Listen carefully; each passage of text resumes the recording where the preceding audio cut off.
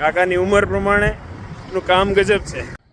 જય દ્વારકાધીશ મિત્રો, સુરતથી દ્વારકા પદયાત્રાનો આજ છે મારો 12મો દિવસ.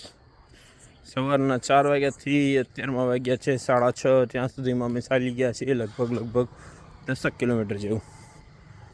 હવે 12 કિલોમીટરે હજી ચાલશું. ત્યાં આવશે ઠેબા ચોકડી, ત્યાંથી બપોર સુધીમાં ખેંચાય એટલું ખેંચવાનું છે. લોકેશન છે ભાઈ.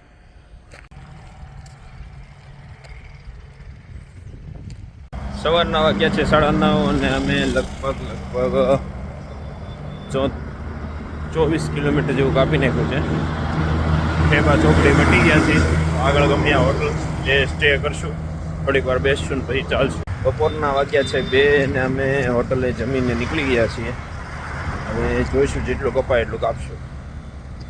બને ત્યાં સુધી 18-19 કાપવું છે તો કપાઈ જાય તો. મળ્યા છે રસ્તામાં એક કાકા.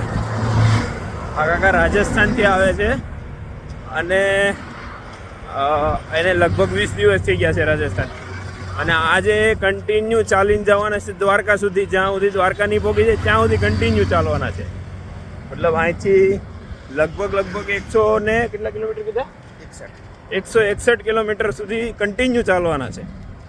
ગજબ છે. કાકાની ઉંમર પ્રમાણે નું કામ ગજબ છે.